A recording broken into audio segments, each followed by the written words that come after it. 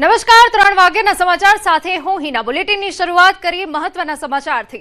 Kheda Dakor temple કમિટીએ ભક્તો દ્વારા કરવામાં આવતા તમામ મનોરથના લાગામાં ધરખમ વધારો કરાયો હોવાની વિગત છે। ભક્તો દ્વારા કરાવવામાં આવતા મનોરથના લાગામાં વધારો થતા ચર્ચાઓએ જોર પકડ્યું છે। ડાકોર મંદિરના સોનાના શિખર ઉપર ધજા ચડાવવા પહેલા ભક્તોને ખર્ચવા પડતા હતા માત્ર 610 રૂપિયા, હવે ખર્ચવા પડશે 2500 રૂપિયા। एक ज शिखर पर 52 गजनी धजा चढ़ावा भक्त ने खर्चवा पड़ता था पहला 2500 रूपिया, हवे खर्चवा पड़शे 11000 रूपिया। बाधा मानताना राजभोग में भक्तों ने पहला भरवा पड़ता था 3900 रूपिया, हवे भरवा पड़शे 9345 रूपिया। भक्त द्वारा करावता कुंज मनोरथ में पहला भक्तों ने पहला भरवा पड़ता था 5100 रूपिया ने हवे भरवा पड़शे 11000। पहला भक्तों ने जो तुलसी विवाह करावो होय तो भरवा पड़ता था 25000, हवे भरवा पड़शे 51000। अमरा संवाददाता उमंग વધુ વિગતે વાત કરવા જોડાયા છે। ઉમંગ, આ વધારા પાછળનું કારણ શું મનાઈ રહ્યું છે, શું વિગત? બિલકુલ ચોક્કસ છે। જે પ્રકારે વાત કરો, સુપ્રસિદ્ધ યાત્રાધામ ડાકોર ખાતે આવેલ રાજા રણછોડરાય મંદિરે ગુજરાતભરમાંથી લાખો ભક્તો આવતા હોય છે। આ ભક્તોના જે મનોરથ છે તેના માટે કેટલાક લાગા એટલે કે રૂપિયા ભરવાના હોય છે, જેમ કે ધજા ચડાવી હોય કે ભગવાનને ભોગ ચડાવવો હોય કે પછી અન્ય કોઈ તુલસી વિવાહ કરાવવા હોય, આવા અલગ અલગ પ્રકારની ભગવાનની અંદર લોકો અલગ અલગ પ્રકારે લાગા ભરતા હોય છે। આ લાગાની અંદર ધરખમ વધારો કરવામાં છે। સૌથી મહત્વની વાત કરવામાં આવે તો આ જે લાગા છે તે પહેલા હતા એના કરતા 4 થી 5 ગણો સાથે વધારો કરતા હવે ભક્તોને ભગવાનની ભક્તિના જે લાગા જે બાધા રાખતા હોય છે તેના માટે મોંઘવારીનો માર થવો પડે। સૌથી મહત્વની વાત કરવા વધારા પાછળનું ટેમ્પલ કમિટી કારણ કહી રહ્યું છે કે જે પ્રકારે અત્યારે જે ભાવ બદલાયા છે, મોંઘવારી વધી છે વસ્તુની, તેના કારણે નહીં નીકળ્યો, પરંતુ એક સાથે આટલો બધો વધારો કરતા ક્યાંક ને ક્યાંક ભક્તોમાં પણ નારાજગી અત્યારે જોવા મળી રહી છે। જી ના, બિલકુલ આભાર।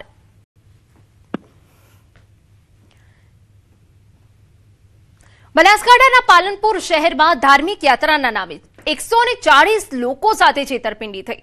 હરિદ્વારમાં શ્રીમદ ભાગવત કથામાં લઈ જવાની લાલચ આપી છેતરપિંડી કરી। પ્રતિ વ્યક્તિ પાસેથી 5000 એડવાન્સ રૂપિયા વસૂલ્યા।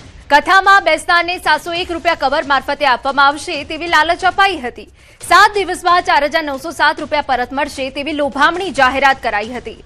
વડીલો, મહિલાઓ અને ધાર્મિક ભાવના ધરાવતા પરિવારોને નિશાન બનાવ્યા હતા। 12 મેના રોજ સવારે હરિદ્વાર જવા બસ રવાના થવાની હતી। બસ ઉપડે તે પહેલા સમગ્ર મામલો શંકાસ્પદ બનતા સ્થાનિકો ઓફિસ પહોંચી જતા તપાસ કરતા છેતરપિંડી થઈ હોવાનું સામે આવ્યું। સમગ્ર મામલાનો સિદ્ધપુરનો મુખ્ય સૂત્રધાર Narendrasinh Rajput phone switch off આવતા પોલીસે મોબાઈલ લોકેશન અને બેંક ટ્રાન્ઝેક્શનના આધારે શોધખોળ હાથ ધરી છે। गिरनार पर्वत पर वेकेशनની सीजन અને तीव्र गर्मी वच्चे श्रद्धालुओની ભારે ભીડ જોવા મળી રહી છે। ગુજરાત સહિત અન્ય રાજ્યોમાંથી હજારો યાત્રાળુઓ અંબાજી માતાજી અને દત્ત શિખર જેવા ધાર્મિક સ્થળોના દર્શન માટે 5000 થી 10000 સીડીઓ ચડી રહ્યા છે, પરંતુ પ્લાસ્ટિક મુક્ત ગિરનાર બનાવવા માટે તંત્ર દ્વારા નીચે જ પાણીની બોટલો જપ્ત કરી લેવામાં આવી છે, જ્યારે ઉપર ચઢાણ દરમિયાન પીવાના પાણીની પૂરતી વ્યવસ્થા ન હોવાથી યાત્રાળુઓ ભારે મુશ્કેલીમાં મુકાઈ રહ્યા છે। સતત ગરમી અને પાણીના અભાવે ઘણા શ્રદ્ધાળુઓ હેરાન પરેશાન થઈ રહ્યા છે। जो रास्ता है गर्मी की वजह से थोड़ी दिक्कत हुई थी, क्योंकि वहाँ पे कुछ शेल्टर नहीं था, तो धूप में चलना पड़ा। इसलिए हमें बहुत धूप का एतराज हुआ। इसलिए अगर प्रशासन से मेरी विनती है कि अगर आप शेल्टर कर दिए तो भक्तों के लिए अच्छा होगा। બીજી તરફ સીડીઓ પર આવેલી દુકાનોમાં પીવાના પાણીની બોટલો 50 થી 100 રૂપિયાના ઊંચા ભાવે વેચાતી હોવાના આક્ષેપ છે, જેમાં ઘણી બોટલોમાં સીલ ન હોવા અને નળનું પાણી ભરેલું હોવાની ફરિયાદો સામે આવી। પ્રશાસનની બેદરકારીના કારણે યાત્રાળુઓમાં ભારે રોષ જોવા મળી રહ્યો છે।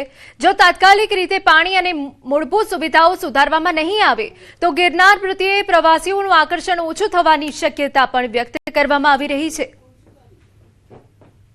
यहाँ गिरनार पर्वत जाने के लिए तो रास्ते का तो प्रॉब्लम है ही है, पायरे व्यवस्थित नहीं है और पानी का प्रॉब्लम है, टॉयलेट बाथरूम का प्रॉब्लम है, बहुत से अड़चने है।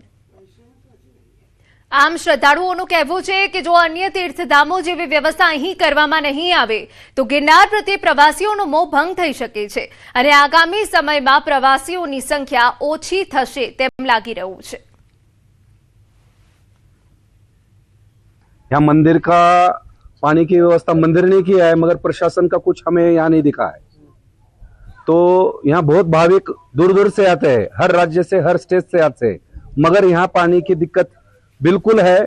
यहाँ खाली मंदिर के जो पुजारी है उनसे ही हमारे को पानी मिला है, मगर यहाँ कोई प्रशासन का कोई पानी नहीं मिला है। जूनागढ़ सहित सौराष्ट्र में भारे गर्मी पड़ी रही है, त्यारे गिरनार पर्वत पर आ गर्मी सीधी ज असर जोवा मळी रही है। आप दृश्यों जोई शको छो के अहीं जे श्रद्धालुओनी हाजरी तो छे, परंतु पांखी हाजरी जोवा मळी रही है। जे दिवस दरमियान जे हजारों श्रद्धालुओ गिरनार पर्वत पर जोवा मळता होय छे अने त्यारे आप जोई शको छो के आजे फक्त एकल दोकल लोकोनी जे अवर जवर छे ते अहीं जोवा मळी रही है। खास करीने गिरनार पर्वतनी आ सीढ़ीओ आप जोई शको छो के सीधा दृश्यो आ सीढ़ीओना छे के त्यां पण एकल दोकल लोको अहीं उतरी रह्या छे, चढ़ी रह्या छे। तेनुं कारण छे के अहीं 40 डिग्री जेटલું तापमान छे, तो बीजी तरफ पाणीनी कोई ज व्यवस्था नथी। प्रशासन द्वारा अहीं पाणीनी कोई ज व्यवस्था करवामां नथी आवी ने, जेना कारणे श्रद्धाळुओ छे ते मुश्केलीमां मुकाया छे। बीजी तरफ श्रद्धाळुओनी मांग छे के अहीं गरमीने लईने पूरती व्यवस्था करवामां आवे तो कोई तकलीफ श्रद्धाळुओने न पड़े। अमर बखाई, न्यूज़ 18 गुजराती, गिरनार। સમાચારમાં આગળ વધીએ। ગરમીને લઈને હવામાન વિભાગની આગાહી। આગામી 24 કલાકમાં વધશે તાપમાનનો પારો। આગામી 4 દિવસ તાપમાનમાં ઉત્તરોત્તર વધારો થશે। 2 થી 3 ડિગ્રી થશે તાપમાનમાં વધારો। 43.5 ડિગ્રી સાથે સુરેન્દ્રનગર સૌથી ગરમ શહેર નોંધાયું। આગામી 7 દિવસ માટે રાજ્યમાં હીટવેવની આગાહી।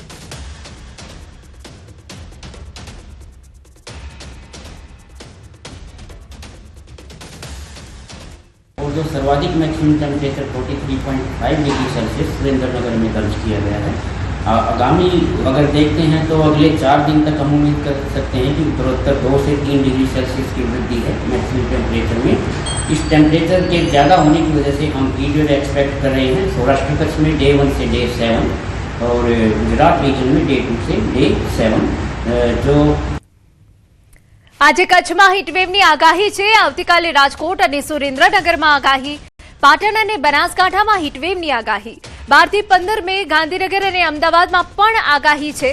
11 અને 12 મે સુરત અને વડોદરામાં हीटवेवની आगाही। हीट वेव का आज से जो एक्सपेक्ट करें हम कच्छ में है और कल से राजकोट सुरेंद्रनगर इत्यादि है। फिर जो आपका जो पाटन और वहाँ तक भी एक्सटेंड होगी बनासकांठा पाटन। अहमदाबाद में day 4 day 5 day 6 Ahmedabad Gandhinagar में एक्सपेक्ट कर सकते हैं। इसी तरह से सूरत और बड़ौदा की अगर बात करें तो 3 और 4 में वहाँ भी आइसोलेटेड हीट वेव की संभावना है। तो आज राज्यના કેટલાક ભાગમાં વરસાદની આગાહી પણ છે। મહારાષ્ટ્ર અને મધ્યપ્રદેશની સરહદ નજીકના જિલ્લાઓમાં વરસાદ પડી શકે।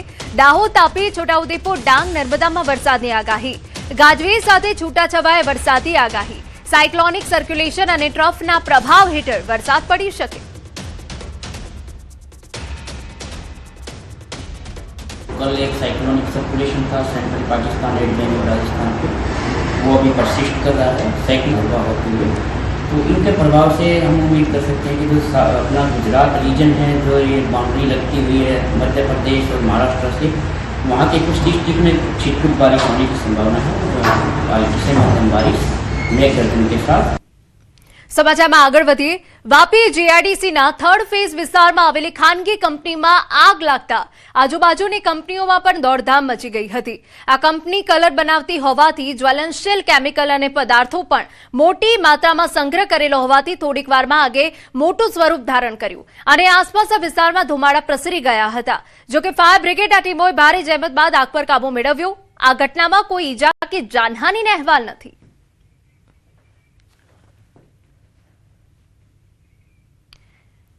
અને મહત્વના સમાચાર। જગતના તાત ખેડૂતો આર્થિક દેવાના લીધે આપઘાત કરી રહ્યા છે તેવો આક્ષેપ કોંગ્રેસે કર્યો છે।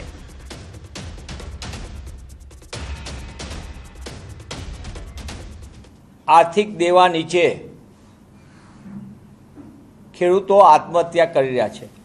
દર કલાકે એક ખેડૂત આત્મહત્યા કરે છે। આ ભારત જેવા વિકસિત રાષ્ટ્રને આપણે વિશ્વગુરુની વાત કરી એની આ વળવી વાસ્તવિકતા છે।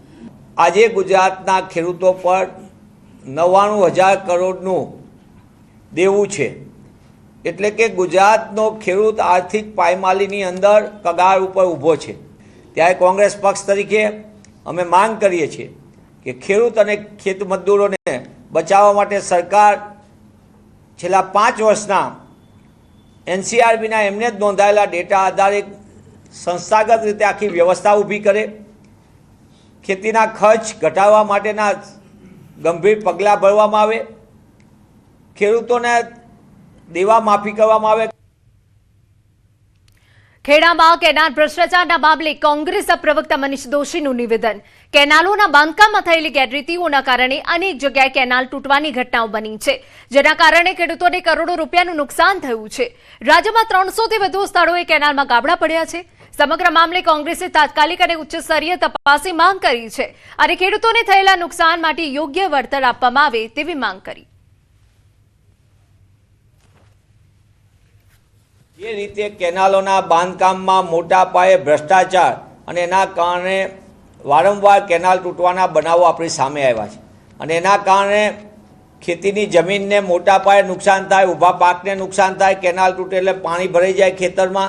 300થી વધુ વખત જુદી જુદી કેનાલોમાં ગાબડા પડ્યા છે, તેની પણ તપાસ થાય અને જે કેનાલના તૂટવાના કારણે ખેડૂતોને જે લાખો રૂપિયાનું, કરોડો રૂપિયાનું નુકસાન ગયું છે તેનું ખેડૂતોને વળતર આપવા કોંગ્રેસ પક્ષ માંગ કરશે.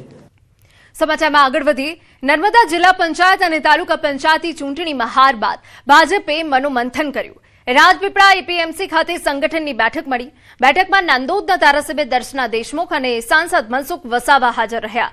બેઠકમાં જિલ્લા ભાજપ પ્રમુખની ગેરહાજરી ચર્ચાનો વિષય બની. સાંસદ મનસુખ વસાવાએ હાર માટે સંગઠનની ખામીઓ, વહીવટકર્તાઓનો વાંક અને વિરોધીઓના અપપ્રચારને જવાબદાર ગણાવ્યા. આગામી ચૂંટણીઓમાં જીતો દાવો પણ વ્યક્ત કર્યો. ધારાસભ્ય દર્શના દેશમુખે પણ ક્ષતિઓ સુધારી સંગઠનને ફરી મજબૂત કરવાનો વિશ્વાસ વ્યક્ત કર્યો. રાજપીપળા શહેરમાં જે 8,000 મતની જે વાત કરેલી છે, એ 8,000 મત જે લઈ ગયા છે એ આપના લોકોને જે ઉમેદવારો હતા એમને મળ્યા છે. તો ક્યાંક ને ક્યાંક અમારી કોઈક નાની મોટી કઈ ખામી રહી હશે કે એમણે ઉમેદવારોને કેમ પસંદ ના કર્યા. અને આવનારા દિવસોમાં અમે વધુ મજબૂતાઈથી ભારતીય જનતા પાર્ટીના કમળને વધુ મજબૂતાઈથી લોકોની સમક્ષ લઈ જઈશું અને સરકારી યોજનાઓનો લાભ લોકોને મળી રહે એ માટેના અમારા પૂરેપૂરા પ્રયત્નો રહેશે. સંગઠનના બધા લોકો, જૂના લોકોએ બધા એક મિટિંગ રાખી છે અને બધાનો અભિપ્રાય પૂછો. એમાં સંગઠનનો વાંક હોય એ પણ કેટલાક તારણો આવ્યા છે, ક્યાંક વહીવટકર્તાઓનો પણ ક્યાંક વાંક હોય, એ બધી ચર્ચાઓ થઈ છે, નિખાલસપણે ચર્ચા થઈ છે. અને આવનારા દિવસોમાં ભલે અહીંયા નર્મદા જિલ્લામાં આમ આદમી પાર્ટીની જિલ્લા પંચાયત બની છે, પણ રાજ્ય સરકાર અને ભારત સરકારની યોજના અમે લોકો સુધી પહોંચે એના માટે અમે કાળજી રાખીશું. અને આવનારી વિધાનસભા દાવા સાથે કહું કે નાંદોદ વિધાનસભા પણ ભાજપ જીતવાનું છે અને ડેડિયાપાડા વિધાનસભા પણ ભાજપ જીતવાનું છે. સમાચારમાં રોકાઈ એક વિરામ માટે.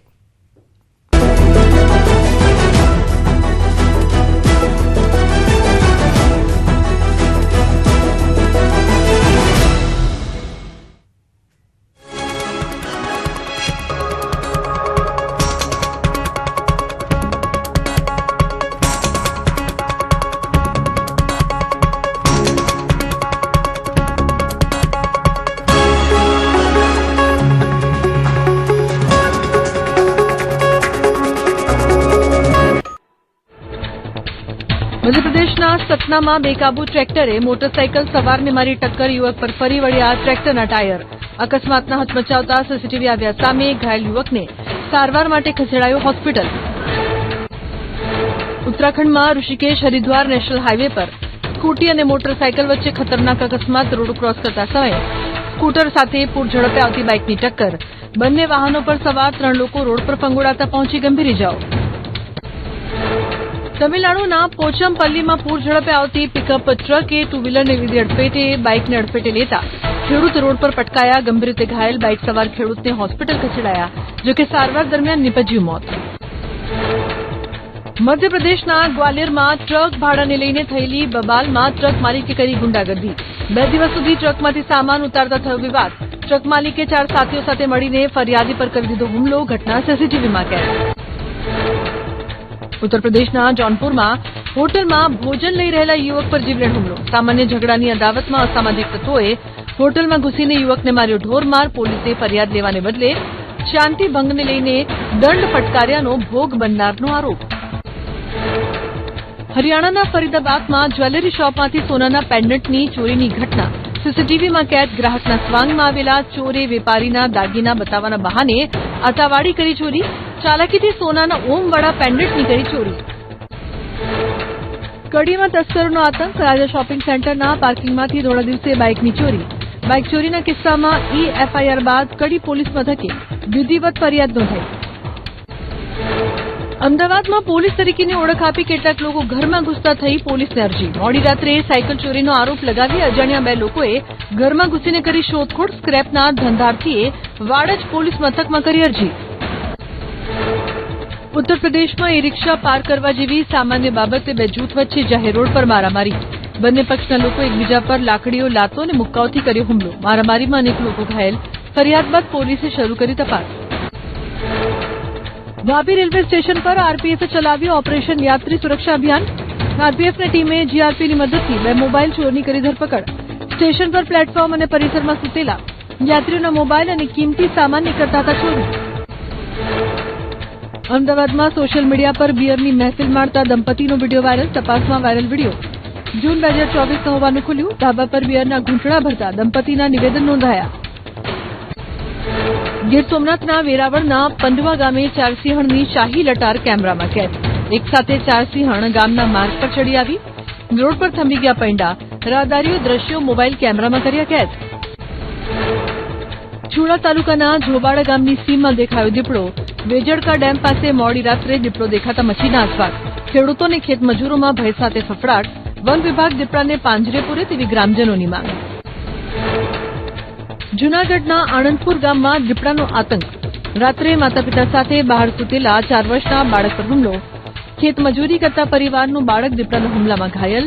માથા અને મોઢાના ભાગે ગંભીર ઇજા થતા સારવાર માટે ખસેડાયું. દાંતીવાડા બસ સ્ટેન્ડ પાસે રીંછના આટાફેરા. જેસોરના જંગલમાંથી રીંછ રહેણાંક વિસ્તારમાં ઘૂસ્યું. દાંતીવાડા ગ્રામજનોમાં ફફડાટ. બસ સ્ટેન્ડ જેવા જાહેર સ્થળ પર રીંછ દેખાતા તંત્ર દોડતું થયું. જૂનાગઢમાં સિંહ દીપડા બાદ હવે જંગલી ભૂંડનો આતંક. વંથલીના સુખપુરમાં આધેડ પર કર્યો જીવલેણ હુમલો. શરીર પર બચકા ભરી ગંભીર રીતે કર્યા લોહીલુહાણ. વન વિભાગ પાસે સુરક્ષાની માંગ. વડોદરામાં દેવ નદીમાં યુવકને ખેંચી ગયો મગર. 22 વર્ષીય યુવકનો મગરે શિકાર કરતા ફફડાટ ફેલાયો. પાણી પીવા નદીમાં ઉતરતા યુવકને મગર ખેંચી.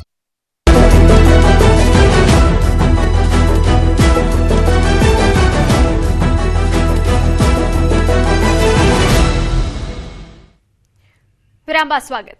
સોમનાથમાં પીએમ મોદીના આગમનને લઈને તૈયારીઓ. 10 તારીખે પ્રધાનમંત્રી જામનગર આવશે. 11 તારીખે સોમનાથ પહોંચશે પીએમ મોદી.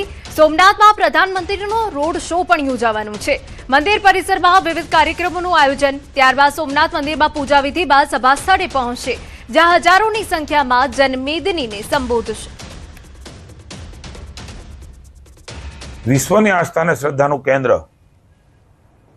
એવા ભગવાન સોમનાથના પવિત્ર આંગણની અંદર પધારી રહ્યા છે. ત્યારે સોમનાથ વિરાસતના 75 વર્ષ, મેં કહ્યું ને કે આઝાદી અને નરેન્દ્રભાઈનું સોમનાથમાં ગુજરાતમાં આગમન, આમ પણ આસ્થા અને શ્રદ્ધા પ્રથમ જ્યોતિર્લિંગ ઉપર સૌને છે. એમ માનની મોદી સાહેબ તો આ ટ્રસ્ટના અધ્યક્ષ પણ છે.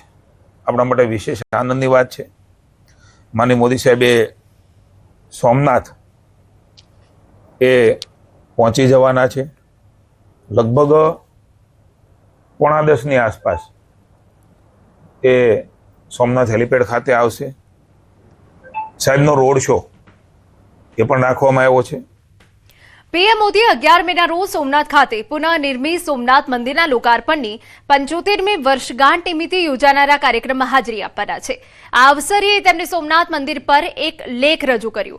તેમણે જણાવ્યું કે વર્ષ 2026ની શરૂઆતમાં સોમનાથ સ્વાભિમાન પર્વમાં ભાગ લેવાનો અવસર મળ્યો હતો અને હવે ફરી એકવાર સોમનાથ ધામની મુલાકાત તેમના માટે ગૌરવ અને આધ્યાત્મિક આનંદનો વિષય છે.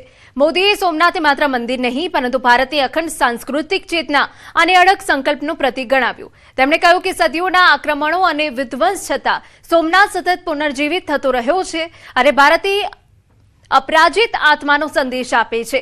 પીએમએ પોતાના સંદેશમાં સરદાર વલ્લભભાઈ પટેલ, રાજેન્દ્ર પ્રસાદ, કે.એમ. મુનશી સહિત અનેક મહાનુભાવોના યોગદાનને યાદ કર્યા. તેમણે જણાવ્યું કે 1947માં સરદાર પટેલે સોમનાથના પુનર્નિર્માણનો સંકલ્પ લીધો હતો, જે 1951માં ડોક્ટર રાજેન્દ્ર પ્રસાદના હસ્તે સાકાર થયો.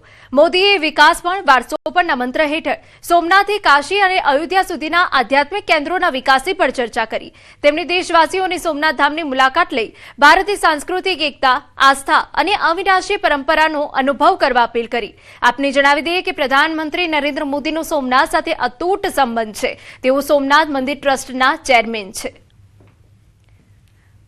તો સોમનાથથી કાશી કેદારનાથ સુધી વિકાસના કાર્યોનો ઉલ્લેખ પણ પીએમ મોદીએ આ લેખમાં કર્યો હતો. 1000 દિવસ સુધી વિશેષ પૂજાનું આયોજન કરવામાં આવ્યું છે, એ પણ ખાસ રહેવાનું છે. 11 મેના રોજ પીએમ મોદી ફરી સોમનાથ જવાના છે. આ દિવસ ખૂબ યાદગાર રહેવાનું છે. વડાપ્રધાન નરેન્દ્ર મોદી 10 મેના રોજ જામનગરના પ્રવાસે આવનાર છે. ત્યારે જામનગરમાં વડાપ્રધાનના પ્રવાસને લઈ લાલ બંગલા અને આસપાસના વિસ્તારમાં પોલીસ છાવણીમાં ફેરવાયું. લાલ બંગલામાં એક સ્ટેજ પણ તૈયાર કરાયું. વડાપ્રધાન નરેન્દ્ર મોદી 10 મેના રોજ જામનગરના પ્રવાસે આવનાર છે. ત્યારે જે પ્રકારના દ્રશ્ય આપ જોઈ રહ્યા છો, જામનગરમાં તડામાર તૈયારીઓ છે તે કરવામાં આવી છે. સુરક્ષાને લઈને જે પ્રકારે વડાપ્રધાનનો જે કાર્યક્રમ સંભવતઃ ગોઠવાઈ રહ્યો છે તેને લઈને 3 લેયર સુરક્ષા છે તે અહીં ગોઠવવામાં આવી રહી છે. ખાસ કરીને વડાપ્રધાન નરેન્દ્ર મોદી એરપોર્ટથી જામનગરના સર્કિટ હાઉસમાં રોકાણ કરવાના છે. તેને લઈને જામનગર મહાનગરપાલિકાના લાલ બંગલા સર્કલ કે જ્યાંથી સર્કિટ હાઉસ નજીક થાય છે ત્યાં રસ્તામાં એક જે પ્રકારે આપ દ્રશ્ય જોઈ રહ્યા છો, એક સ્ટેજ પણ બનાવવામાં આવ્યું છે. અહીંથી કાર્યકર્તાઓને વડાપ્રધાન નરેન્દ્ર મોદી છે તે સંબોધન કરી શકે છે. તો બીજી બાજુ અહીંથી રાત્રિના સમયે વડાપ્રધાનની સાથે મુખ્યમંત્રી અને નાયબ મુખ્યમંત્રી છે તે પણ આવી શકે છે. તેને લઈને તમામ આ સંભવતઃ પ્રવાસને લઈને હાલ જામનગરમાં તડામાર તૈયારીઓ કરવામાં આવી રહી છે. 3 લેયર સુરક્ષા છે તે પણ ગોઠવવામાં આવી છે, કારણ કે વડાપ્રધાનની સિક્યુરિટીને લઈને કોઈ પણ જાતની કચાશ ન રહી જાય તેને લઈને જામનગર અને આસપાસની જે પોલીસ છે તેમને પણ તૈનાત કરવામાં આવી છે અને હાલ એક્શન પ્લાન છે તે તૈયાર કરવામાં આવી રહ્યો છે. કિંજલ કારસરિયા, ન્યૂઝ 18 ગુજરાતી, જામનગર. વડાપ્રધાન મોદી 11 તારીખે વડોદરાની મુલાકાતે છે, જેને લઈ તંત્ર અને સુરક્ષા વ્યવસ્થાની તૈયારીઓ પૂરજોશમાં કરવામાં આવી. સરદાર ધામ 3ના લોકાર્પણ કાર્યક્રમ સાથે સાથે વડાપ્રધાન દ્વારા રોડ શો યોજાવાનો છે, જેને લઈ ગોલ્ડન ચોકડીથી જોડા એરપોર્ટ સુધીના સમગ્ર રૂટ પર પોલીસ અને પ્રશાસન સજ્જ થઈ ગયું છે. સુરક્ષા વ્યવસ્થાને ધ્યાનમાં રાખી ઉચ્ચ પોલીસ અધિકારીઓ રિહર્સલ કર્યું અને સંભવિત વિસ્તારોમાં બેરિકેડિંગ કરીને કામગીરી શરૂ કરવામાં આવી. આગામી 11મી તારીખે પ્રધાનમંત્રી નરેન્દ્ર મોદી જે છે તેઓ વડોદરાના મહેમાન બનવાના છે. અત્યારે જે સમગ્ર રૂટ છે તેના પર જે અત્યારે પોલીસ દ્વારા નિરીક્ષણ જે છે તે કરવામાં આવી રહ્યું છે. ઉલ્લેખનીય બાબત છે કે હાઈવે પર જે સરદાર ધામ 3 છે તેનું લોકાર્પણ વડાપ્રધાન નરેન્દ્ર મોદીના હસ્તે થવાનું છે અને એ કાર્યક્રમ પૂર્ણ કર્યા બાદ જે વડાપ્રધાન નરેન્દ્ર મોદી છે તેઓ ગદા સર્કલથી લઈને વડોદરા એરપોર્ટ સુધી જે છે એક રોડ શો કરવાના છે. ત્યારે રોડ શોના રૂટ ઉપર જે નિરીક્ષણ છે તે કરવામાં આવી રહ્યું છે અને દ્રશ્યોમાં જોઈ શકાય છે કે પોલીસના ઉચ્ચ કક્ષાના અધિકારીઓ, એસપીજી કમાન્ડો, જે સ્થાનિક વહીવટીતંત્ર છે એ તમામ જે અધિકારીઓ જે છે તેઓ આ નિરીક્ષણમાં જોડાયા છે અને આ જ રીતે સતત એટલે કે 2-3 દિવસ સુધી હજી જે છે તે પોલીસ દ્વારા અને વહીવટીતંત્ર દ્વારા નિરીક્ષણ જે છે તે કરવામાં આવનાર છે. વડાપ્રધાન જ્યારે ગદા સર્કલથી એરપોર્ટ સુધી રોડ શો યોજવાના છે ત્યારે તેમની સુરક્ષામાં કોઈપણ જાતની ચૂક ન રહી જાય તેની તકેદારી જે છે તે વડોદરા શહેર પોલીસ, વિવિધ સુરક્ષા એજન્સીઓ તેમજ વહીવટીતંત્ર છે તેમના દ્વારા ધ્યાન રાખવામાં આવી રહ્યું છે. હાર્દિક દીક્ષિત, ન્યૂઝ 18 ગુજરાતી, વડોદરા. રાજકોટ આરોગ્ય વિભાગ એક્શનમાં. ફાસ્ટ ફૂડના એકમો પર દરોડાની કાર્યવાહી થઈ. કાલાવડ રોડ પર આવેલ બર્ગર કિંગમાંથી એક્સપાયરી ડેટવાળું દૂધ ઝડપાયું. બર્ગર કિંગને 10,000 રૂપિયાનો દંડ ફટકારાયો. ઉપરાંત 21 જેટલા ધંધાર્થીઓની ત્યાં તપાસ કરવામાં આવી, જેમાંથી 4ને લાયસન્સની સૂચના અપાઈ, જ્યારે 17 જેટલા ધંધાર્થીઓને ત્યાં સ્થળ પર નમૂના પરીક્ષણ કરાયા. સમાચારમાં આગળ વધીએ. અમદાવાદમાં વસ્તી ગણતરીની કામગીરીને લઈ ફરી એકવાર વિરોધ અસૂર ઉઠ્યા છે. યુનિવર્સિટીના પ્રોફેસરો બાદ હવે એન્જિનિયરિંગ કોલેજોના પ્રોફેસરોએ પણ આ કામગીરી સામે નારાજગી વ્યક્ત કરી. આ જે ઓર્ડર કરવામાં આવ્યા છે, જે સરકારના નિયમો છે એનાથી કંઈક થોડાક અલગ હોય એવું લાગી રહ્યું છે, જેના માટે અમારા મંડળ દ્વારા અમારી કમિશનર કચેરીથી માંડીને સીએમ સુધી રજૂઆત કરી છે કે આ અંગે યોગ્ય નિર્ણય લેવામાં આવે અને અમારા જે અધ્યાપકો છે એમની જે પોસ્ટ છે એને અનુરૂપ એમને કાર્ય આપવામાં આવે. અત્યારે આમ તો ચાલુ કરીએ તો મે અને જૂન અમારા માટે પીક ટાઈમ કહેવાય, કેમ કે એડમિશનને લગતી કામગીરી થઈ રહી છે, જેમાં અમે પેરેન્ટ્સને અને જે એન્જિનિયરિંગમાં નવા એડમિશન લેવાના છે એને અમે સલાહ સૂચનો આપીએ છીએ, કઈ રીતે એમને ફોર્મ ભરવું એ બધું માર્ગદર્શન આપીએ છીએ, અને આખું એડમિશનનું તંત્ર આખું ખોરવાઈ જશે આ વસ્તુના લીધે, કેમ કે ખાસા મેમ્બર્સ એપી કમિટીમાં જોઈએ છે. કામગીરીની અગત્યતા છે, સરકાર આ બાબતમાં ધ્યાન આપે છે, મહત્વની વાત છે, એમાં કોઈ વિચારવા જેવું નથી. પણ એમને એ વિચારવું જોઈએ કે શિક્ષણની વાત કરવામાં આવે છે ત્યારે જો આ કોઈ પણ પ્રકારનું નુકસાન સીધા દેખાતા નથી, કદાચ ઇમિડિયેટ જોવા ના મળે, પણ સમાજને આનું નુકસાન તો છે જ. જો કોઈ બાળકોના શિક્ષણ ઉપર કોઈ પણ પ્રકારની અસર થતી હોય તો એ ધ્યાને લેવું બહુ જ જરૂરી છે.